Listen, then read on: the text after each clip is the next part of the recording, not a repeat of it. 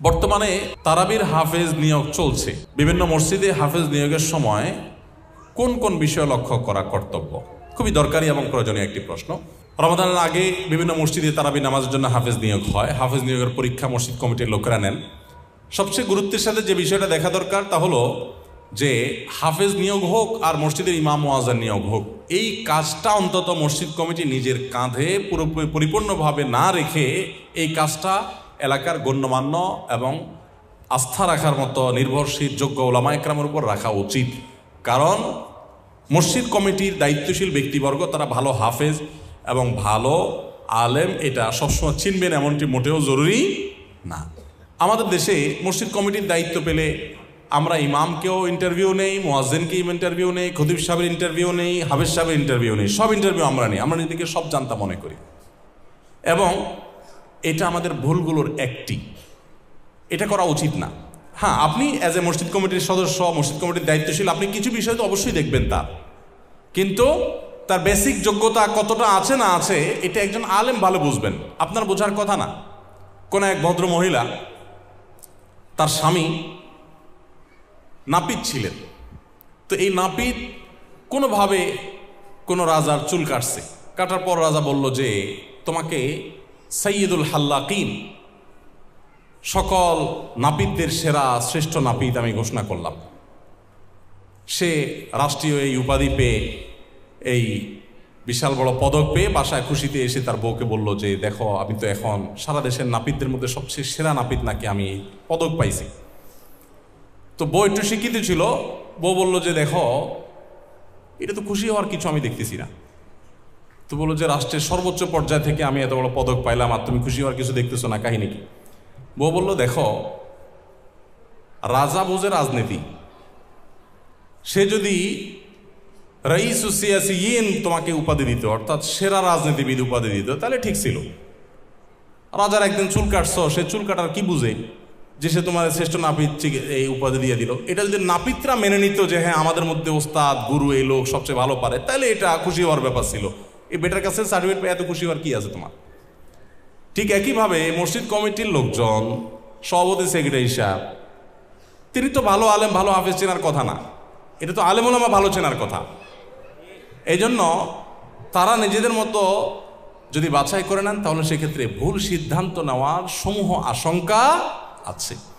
এই জন্য তাদের উচিত ওলামাদেরকে ইনভলভ করা। এক। ২ নম্বর হলো হাফিজ নিয়োগের ক্ষেত্রে দেখা দরকার, এটা ইমাম বলেন, মুয়াজ্জিন বলেন, খতিব বলেন, যে কোনো ক্ষেত্রে, যে এই লোকটা কতটা আল্লাহভীরু, কতটা মুত্তাকি। শুধুমাত্র পুঁথিগত বিদ্যা আছে নাকি তার ভিতরে বিদ্যা অনুযায়ী আমলের প্রবণতা আছে, তিনি লোকটা আমলদার কিনা, ভালো মানুষ কিনা, তিনি কোরআন হাদিস যা পড়েছেন সেটার প্র্যাকটিসটা করেন কিনা, তার ভিতরে আছে কিনা, কতটা নিষ্ঠাবান, এই জিনিসটাকে বিভিন্নভাবে পরখ করার চেষ্টা করা উচিত। এবং এটা করা হয় না, দেখা হয় বাহ্যিক তার যে যোগ্যতা সেগুলো। এই ভেতরে একটু প্রবেশ করা দরকার, যদিও পরিপূর্ণভাবে প্রবেশ করা সম্ভব না, কিন্তু চেষ্টা করলে অনেকখানি সম্ভব। নাম্বার ৩, ইমাম মুয়াজ্জিন বলুন অথবা তারাবির হাফেজ বলুন, এগুলো নিয়োগ দেওয়ার ক্ষেত্রে, বিশেষ করে তারাবির হাফেজের প্রশ্ন যেহেতু আসছে, তারাবির হাফেজটা বলি। তারাবির হাফেজের ক্ষেত্রে দেখা দরকার যে এই তারাবির হাফেজকে আমাদেরকে তুফান মিলে তারাবি পড়াবেন না স্বাভাবিক গতিতে তারাবি পড়াবেন। এখন অবশ্য অনেক মসজিদের দায়িত্বশীলরা আছে, তারা বরং তুফান মিলটাই পছন্দ করে। তো তুফান মিল বা খুব দ্রুত গতিতে তারাবি পড়ালে সেটা বরং ডিসকোয়ালিফাইড হওয়ার কথা, কিন্তু সেটাই বরং আমাদের কাছে অনেক যোগ্যতার ব্যাপার হয়ে দাঁড়ায়।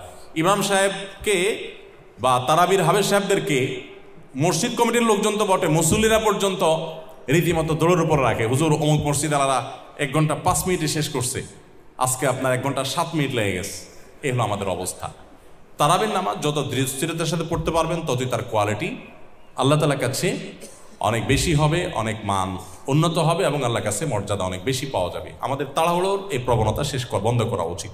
সেই সাথে অবশ্যই তার তেলাওয়াতের শুদ্ধতা, হাফেজ হিসাবে মান কতটা ভালো, সেটা আলেমরা যাচাই করবেন, হাফেজরা যাচাই করবেন, সেটা তো দেখবেন। রাসূলুল্লাহ সাল্লাল্লাহু আলাইহি সাল্লামকে শ্রেষ্ঠ নবী বলা যাবে কিনা, এই প্রশ্ন আরো একজন করেছেন আমার যতটুকু মনে পড়ে। প্রিয় নবী সাল্লাল্লাহু আলাইহি সাল্লামকে শ্রেষ্ঠ নবী বলা যাবে কিনা। আমাদের নবী সাল্লাল্লাহু আলাইহি সাল্লাম সকল নবীদের মধ্যে সবচেয়ে শ্রেষ্ঠ এবং সবার চাইতে আল্লাহ তাআলার কাছে অধিক মর্যাদাবান। কোরআনে কারিমে আল্লাহ তাআলা বলেছেন যে নবী রাসূলদের মধ্য থেকে কতক নবী রাসূলকে অন্যদের উপর আল্লাহ তাআলা প্রাধান্য দিয়েছেন, মর্যাদা বেশি দিয়েছেন। এই আয়াতের তাফসিরে এর ব্যাখ্যা বিশ্লেষণে বিশ্ববিখ্যাত ব্যাখ্যাতাগণ, কোরআন বিশ্লেষকগণ, তারা প্রেরবী সাল্লাল্লাহু আলাইহি ওয়াসাল্লামের বিষয়কে ইঙ্গিত করা হয়েছে বলেই দাবি করেছেন। এছাড়া নবী সাল্লাল্লাহু আলাইহি ওয়াসাল্লামের পরিষ্কার হাদিস রয়েছে। তিনি বলেছেন, বুইস্তু ইলা নাসি কাফা, 5টি বৈশিষ্ট্য আমাকে দেয়া হয়েছে যেটা অন্য নবী রাসূলকে দেয়া হয়নি। এর ভিতরে একটি বৈশিষ্ট্য হলো আমাদের নবীজি সাল্লাল্লাহু আলাইহি ওয়াসাল্লাম বলেছেন, আমাকে গোটা বিশ্বের সব মানুষের কাছে নবী রাসূল করে পাঠানো হয়েছে। অন্য নবী রাসূলদেরকে বিভিন্ন অঞ্চল, বিভিন্ন ভাষাভাষীদের কাছে পাঠানো হয়েছে। এটা তার শ্রেষ্ঠত্বের প্রমাণ। তাছাড়া আল্লাহ রাব্বুল আলামিন আমাদের নবী সাল্লাল্লাহু আলাইহি ওয়াসাল্লামকে শেষ নবী করেছেন। তারপর আর কোনো নবী আসবে না, কোনো রাসূল আর আসবে না। এবং তারপরে আমাদের নবী সাল্লাল্লাহু আলাইহি ওয়াসাল্লামের পরে পৃথিবীর সবচেয়ে বড় ঘটনা যেটি ঘটবে সেটি হবে কিয়ামত, মহাপ্রলয়। মহাপ্রলয় এবং নবী সাল্লাল্লাহু আলাইহি ওয়াসাল্লামের মাঝে আর বড় কোনো ঘটনা পৃথিবীতে ঘটবে না। এই কারণে একজন ঈমানদার হিসাবে আমাদের বিশ্বাস থাকবে অত্যন্ত পরিষ্কার যে মুহাম্মদ সাল্লাল্লাহু আলাইহি ওয়াসাল্লাম সর্বশ্রেষ্ঠ নবী ছিলেন, সবচেয়ে সেরা নবী ছিলেন। অন্য নবীদের চাইতে মর্যাদার বিচারে তিনি অনেক বেশি মর্যাদাবান ছিলেন, এতে কোনো সন্দেহ রাখবার কোনো সুযোগ নেই। বহু হাদিস যেমন রয়েছে, অসংখ্য আয়াতও এ বিষয়ে আল্লাহ রাব্বুল আলামিন আমাদেরকে ইঙ্গিত করেছেন। সুদখোরের মেয়েকে বিয়ে করা জায়েজ আছে কিনা? বাবা সুদখোর হলে মেয়ের কি দোষ? সুদখোরের মেয়ে তো অনেক ভালো, তার চাইতে আরো খারাপ এক্সাম্পল হলো কাফেরের মেয়ে। কাফেরের মেয়ে যদি মুসলিম হয় বিয়ে করা যাবে? যাবে না? যাবে। ডক্টর খন্দকার আব্দুল্লাহ জাহাঙ্গীর রহমতুল্লাহ আলাইহি ফুরফুরা পীর সাহেবের মেয়ে বিয়ে করেছিলেন। তো যারা পীর মুরিদি দেখতে পারেন না বা আপনার পীর সাহেবের মেয়ে বিয়ে করার পরে যাদের অনেক বেশি ঘোরতর আপত্তি ছিল, এরকম কেউ একজন প্রশ্ন করেছে ওনাকে। আমার কাছে উনি নিজে সরাসরি একবার বললেন যে স্যার, আপনি এত ভালো ভালো কথা বলেন, কোরআন হাদিসের কথা বলেন, আপনি এটা পীরের মেয়ে বিয়ে করলেন কেমনে? তো স্যার বললেন যে ভাই, কোরআন হাদিসে কোথাও পীরের মেয়ে বিয়ে করা যাবে না, এটা যদি দিয়ে আমি জানতাম তো অবশ্যই করতাম না, এখন আপনি দেখা দিলে আমি বাদ দিয়ে দিই। তখন স্যার প্রসঙ্গত বললেন যে দেখেন, রাসূল আকরাম সাল্লাল্লাহু আলাইহি সাল্লাম আবু সুফিয়ান যখন অমুসলিম তখন তার মেয়ে বিয়ে করছেন, আর আমি পীরের মেয়ে বিয়ে করছি। তো বাবা যদি পীর ভালো খারাপ বা সব পীর ভালো খারাপ সেই ইয়েতে আমরা আলোচনা যাচ্ছি না। আমাদের মূল প্রশ্ন হলো, বাবা যদি আপনার সুদখোর হয়, মেয়ে যদি ভালো হয়, তাহলে তাকে বিয়ে করা যাবে। এখনকার যুগে মেয়েকে দেখে যতটা বিয়ে করে ছেলেরা, তার চাইতে বাপকে বেশি দেখে। বাপকে দেখে না বললে ভালো হয়, বাপের টাকা দেখে, বাপের অবস্থান দেখে, তাই না? ওই যে একটা কথা আছে না, যে এখন মানুষের সাথে মানুষের বিয়ে যাওয়া হয় তার চাইতে টাকার বস্তার সাথে ময়দার বস্তার বিয়ে হয়। এক পক্ষ খোঁজে ময়দার বস্তা, আরেক পক্ষ খোঁজে টাকার বস্তা। এক পক্ষ খোঁজে রূপ লাবণ্য, আরেক পক্ষ খোঁজে শুধু টাকা পয়সা। নবী সাল্লাল্লাহু আলাইহি সাল্লাম বিয়ে কি দেখে করার জন্য বলেছেন? ফাজফার বিজাতিদ দ্বীন, তুমি যে মেয়েটাকে বিয়ে করবা ওর ধার্মিকতা দেখো, ওর বাপ কি করছে এটা তো তোমার বিষয় না, বিষয় হলো এই মেয়েটা কেমন। এখন আমাদের অনেকেরই চিন্তা হলো যে দুধ মেয়ে যাতা হোক, বাপের টাকা চাই, ছেলে যাতা হোক, সরকারি চাকরি চাই। তো এই কারণে আমাদের সংসারগুলোতে শান্তি হচ্ছে না। বর্তমান সময় সোশ্যাল মিডিয়া মিউজিক মহামারী আকার ধারণ করেছে। ফেসবুক স্টোরি, এমনকি ওয়াজ মাহফিল সবগুলোতে মিউজিক যুক্ত করছে। তাদের সম্পর্কে কিছু বলবেন প্লিজ। দেখুন, শয়তান তার বলয়কে শক্তিশালী করবে, কিয়ামত নিকটবর্তী হচ্ছে, শয়তানের অনুসারী ভরে যাবে। ইমানদারদের জন্য পৃথিবী কোণঠাসা হয়ে যাবে, যত কোণঠাসা হবে কিয়ামত তত নিকটবর্তী হবে। এটাই নবী সাল্লাল্লাহু আলাইহি ওয়াসাল্লাম ভবিষ্যৎবাণী। এবং যার কারণে দেখবেন যে সোশ্যাল মিডিয়া বলেন, যেখানে বলেন, মিউজিক ছাড়া এখন কোথাও নাই। বাসে উঠবেন, ঝাঁকানাকা গান। কিরে ভাই, গান শোনার জন্য কেউ বাসে আসে?